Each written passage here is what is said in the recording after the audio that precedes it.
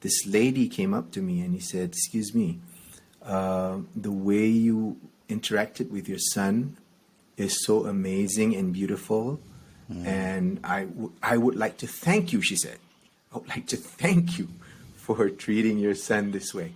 And dude, I mean, I was in a tough time then. I was struggling to build a business, and it has lifted me, not for one day or 1 year, for 20 years. 20 years. I remember her face.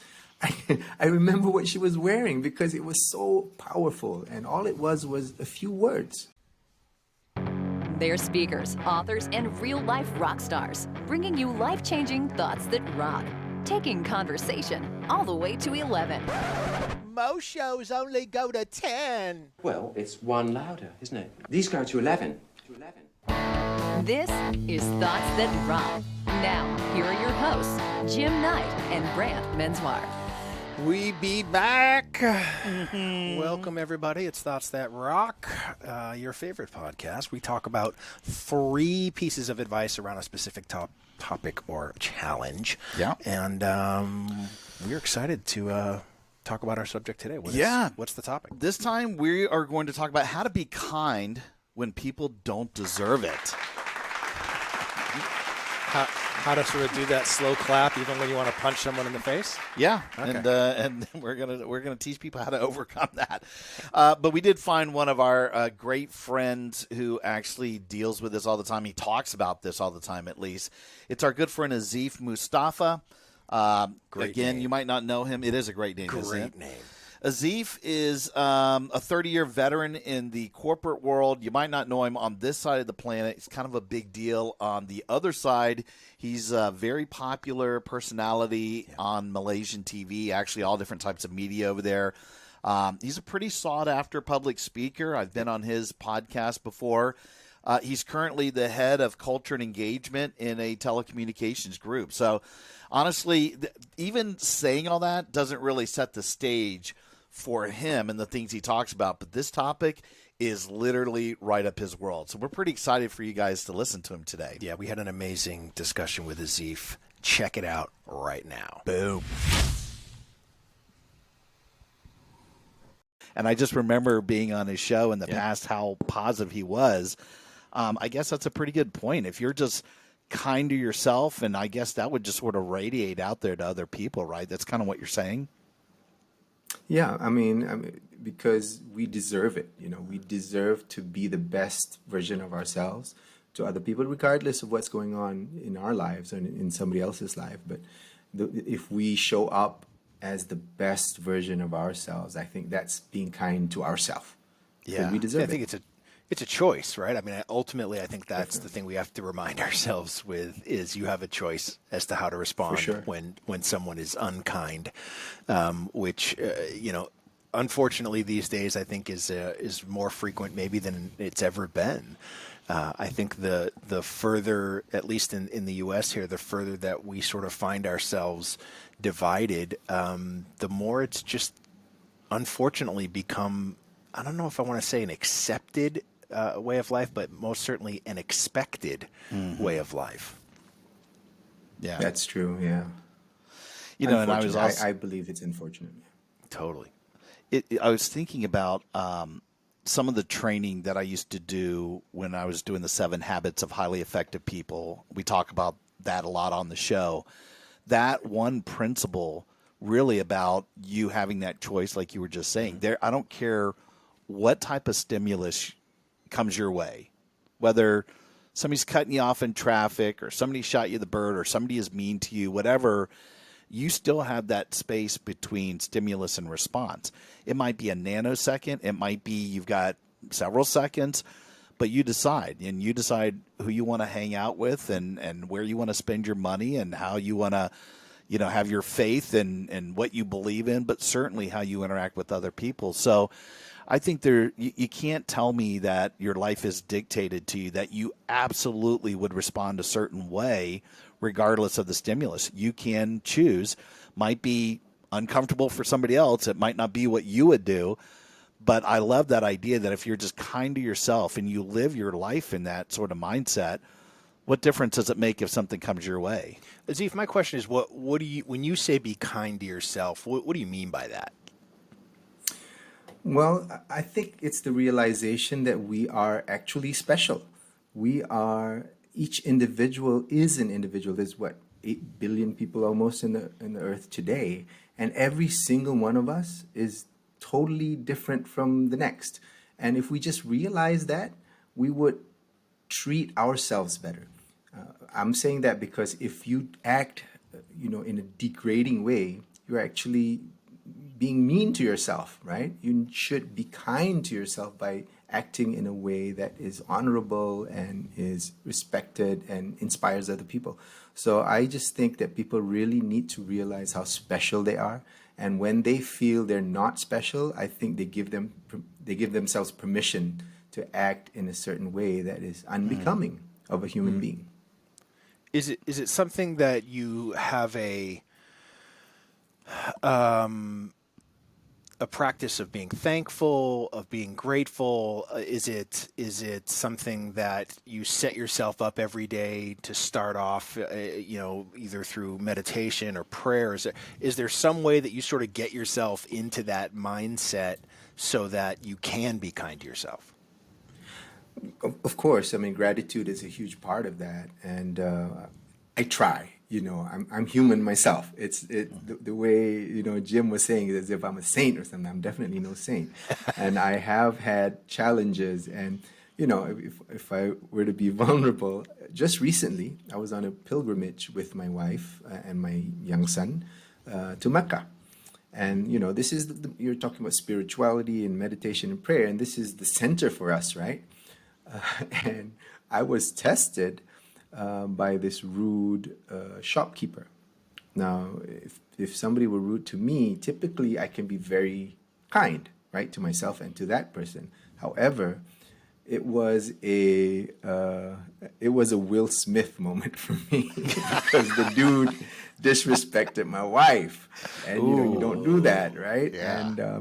And usually I'm not. My wife turned around and I actually pushed the guy, and I was physical, which was dangerous and stupid of me. I know I could have been thrown in jail probably, but at that moment it was just he was disrespecting my wife, and I wouldn't have anything to do with it. But it made me sad, to be honest. And we were talking about it throughout the trip. We were there 14 days, and every day we would go around and say, "How did you do that? You're never like that." She told me, you're never like this.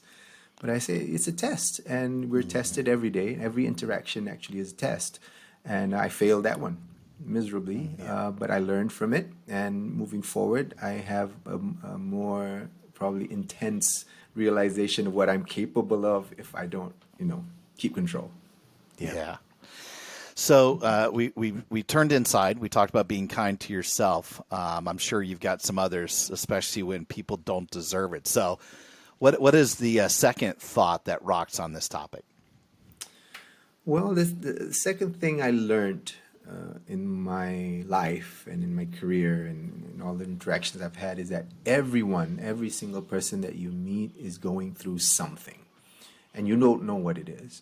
And, nobody knows what they're going through except for themselves. And that realization helps me to be a bit more compassionate and a bit more patient with people, because I know that I go through stuff. And when I go through stuff, I know how difficult it is just to, stand up and be a decent human being.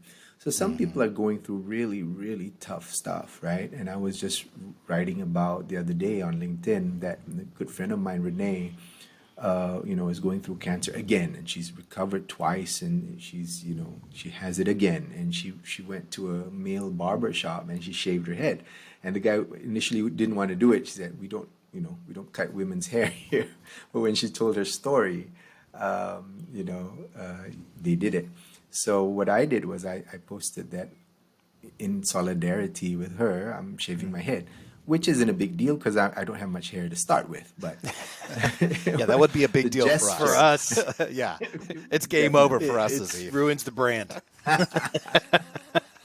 So for me, it wasn't a big deal. But I took a stand and I said, in solidarity with Renee, I'm shaving my head, and I did. Yeah. But you never know what people are going through. People are going through really tough stuff, and you need to be more compassionate and a bit more patient, and have that thought, that moment of thinking that maybe they're really really going through some really tough stuff, and be patient.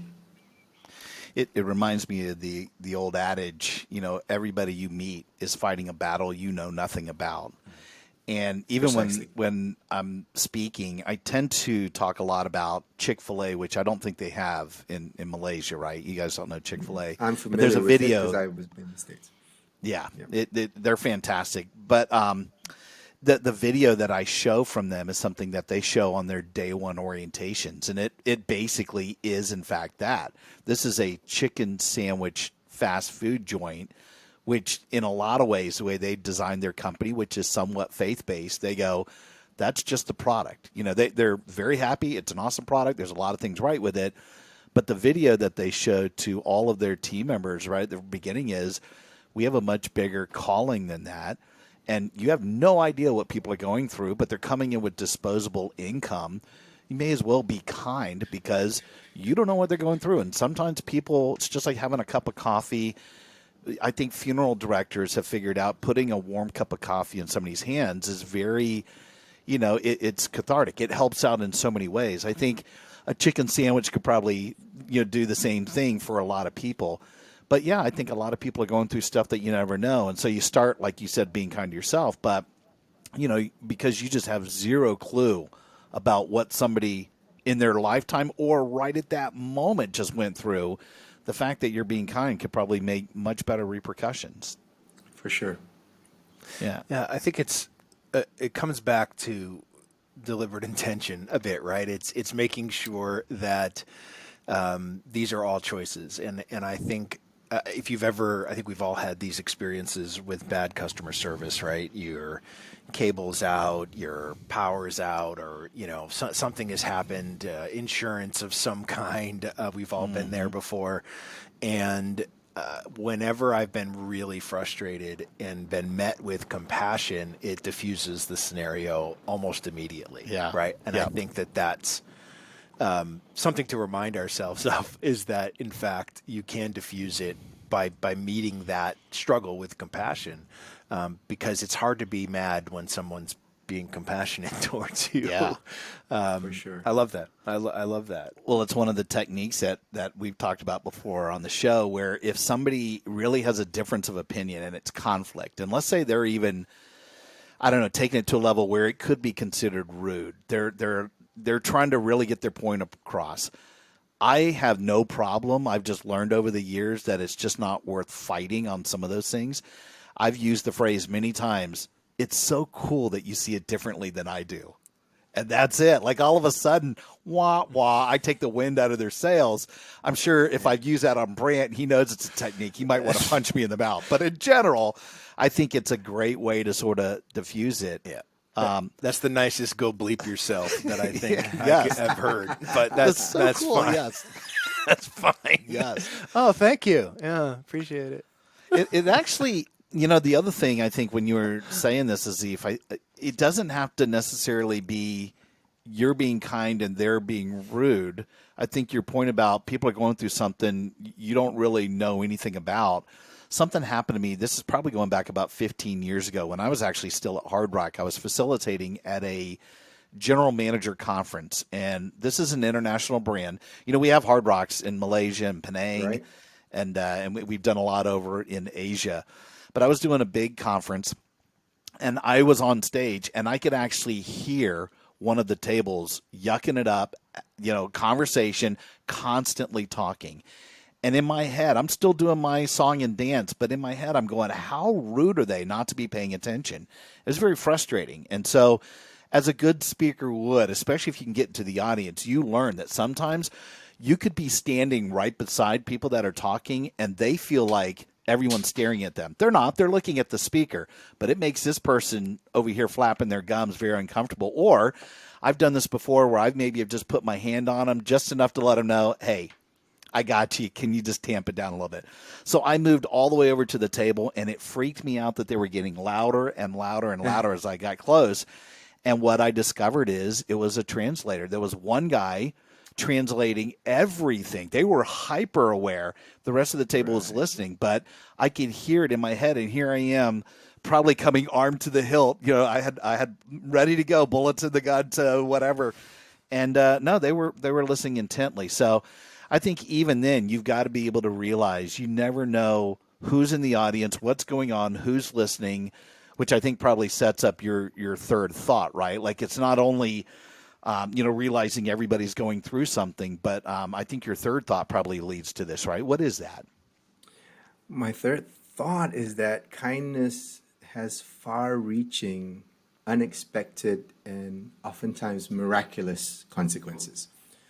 Kindness has this way of, snowballing, and you don't even, it's the butterfly effect, right? You can do one small, tiny kind deed, which could translate to a massive movement of kindness that you wouldn't ever expect.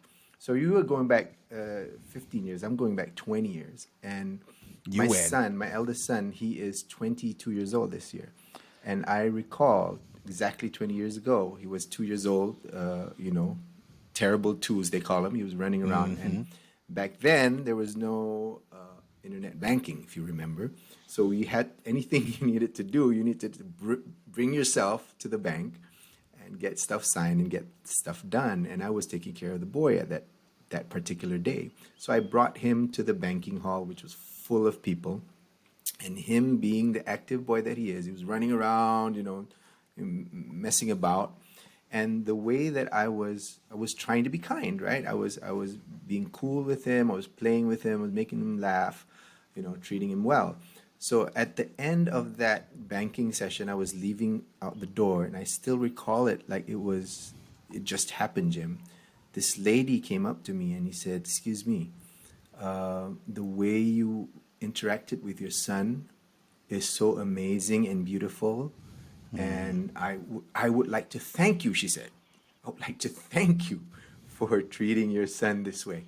And dude, I mean, I was in a tough time then. I was struggling to build a business, and it has lifted me, not for one day or 1 year, for 20 years. 20 years. I remember her face.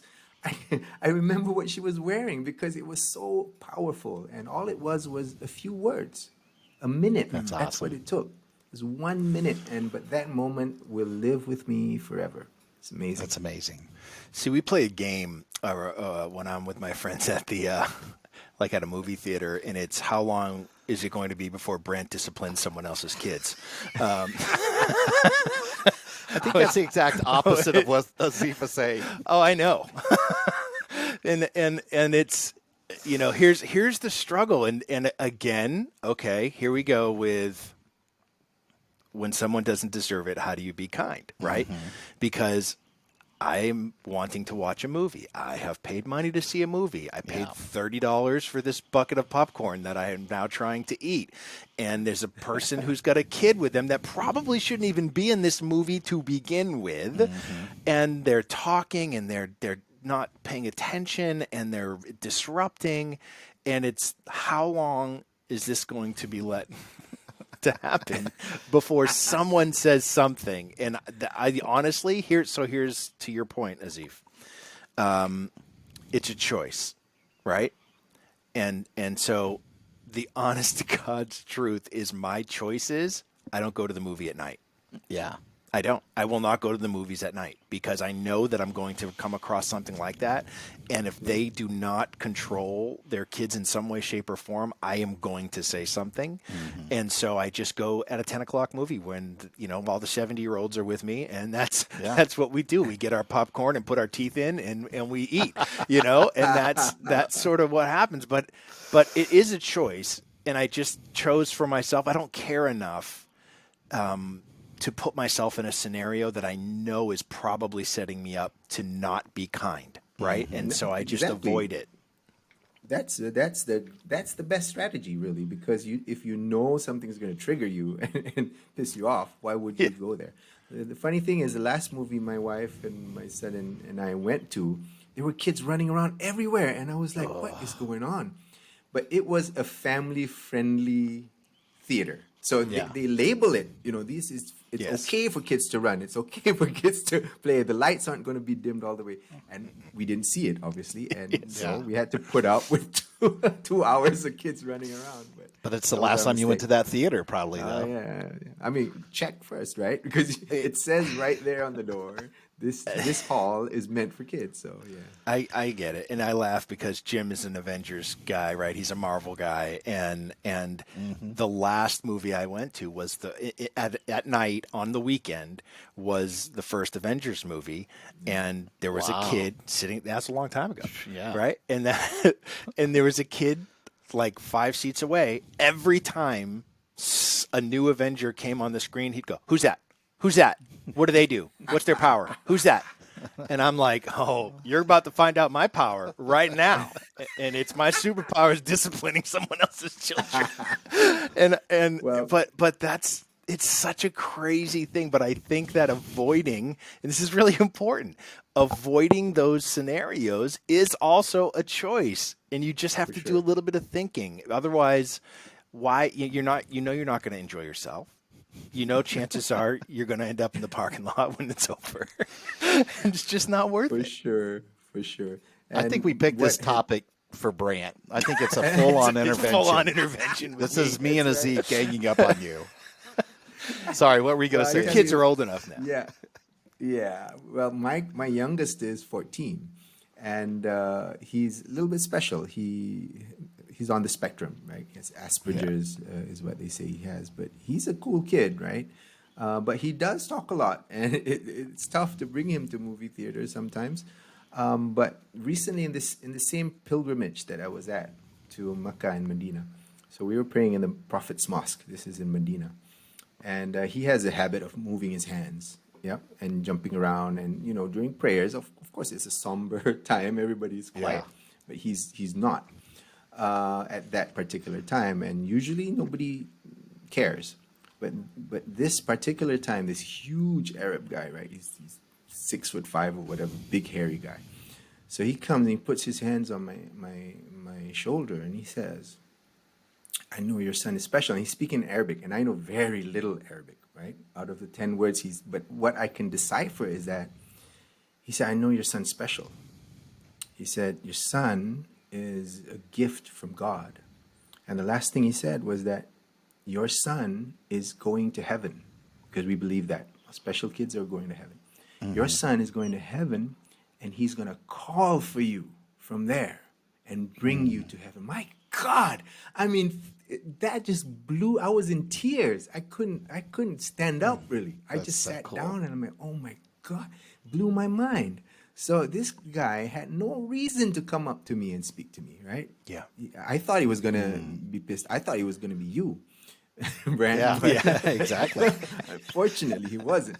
He came up to me and he said nice things for no reason. And, it's just amazing how you can uplift somebody just by saying a couple of nice words. Yeah. And again, far-reaching. Like, you'll remember that. I know that was recent on your latest trip to Mecca, but that will probably stick with you a long time. Now you think maybe even differently about what other people think about your son. I also have my oldest daughter is on the spectrum as well and loves to talk and is very loud. And, for some people, that if they're not used to that, it's going to be very uncomfortable when you're out and about in the public domain. But you have to lean into it and own it. And, boy, the positivity, you talk about kindness. I'm sure your son is so completely kind, and I think that resonates and radiates with a lot of people. I will say that, again, the far-reaching, I think about my preachers in the past, the great teachers that I had, my parents. You are right. The fact that I can't imagine them being negative in general. Like, they have their moments like we all do. Like you said, we fail. But in general, these are the positive people that really have affected my life. And that's far-reaching. And now, hopefully, knock on wood, that I get a chance to do that when I'm on stage or when I'm interacting with a larger group. But we picked this topic because I bet you there are a lot of people that are dealing with naysayers out there. And even at the very beginning, I was thinking, how do I weave this in? But Ted Lasso, one of my favorite shows right now on Apple TV. Have you seen Ted Lasso? Yeah, sure. I don't know. Did they get that over in Malaysia as well? No, I haven't. This whole show is predicated on this guy being 100% positive all the time. And there is a naysayer. There's a villain on there. I think, I kind of don't want to reveal it, but there's one of his assistant coaches who actually stabs the guy in the back in a lot of ways. And, Ted Lasso is still positive. And I just think that's a great show for a lot of people if they were looking not only on a way to lead their life, and he's got challenges as well, but you're going to come up against a brick wall of somebody that's just not their jam. But, if we were to summarize your thoughts, you said be kind to yourself was the first thought. Number 2, realize everyone is going through something. That was the big one, right?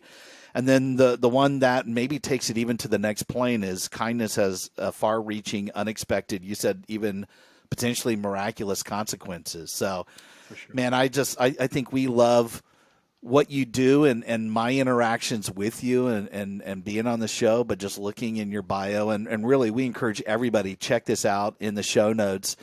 And if you get a chance, just go and look at all the things that Aziph is working on. Where can people stay connected to you, brother? All my socials are on my Linktree /Aziph Mustapha. You'll find me there. You make it easy, man. Fantastic. We need to get Linktree. No, what's that? We'll give you the laundry list just to say hello. I have a horrible green thumb. Yes. When it comes, I get it. Linktree, green thumb. Thank you. Okay, took a second. Yeah, that's all right. All right, man. We love you. Thank you so much for spending some time. I think people are going to get a lot out of this because this is an issue for people out there, and just having a little bit of a nugget to be kind. You're the master at it, man. So you're awesome. I appreciate you guys. Thank you so much. You got it. Rock on. Ciao. Stay kind. Hey, rock stars. Thanks so much for tuning in. Yeah, and listen, we know how busy you are, and grabbing those little nuggets of wisdom that can amp up your life are super hard to come by.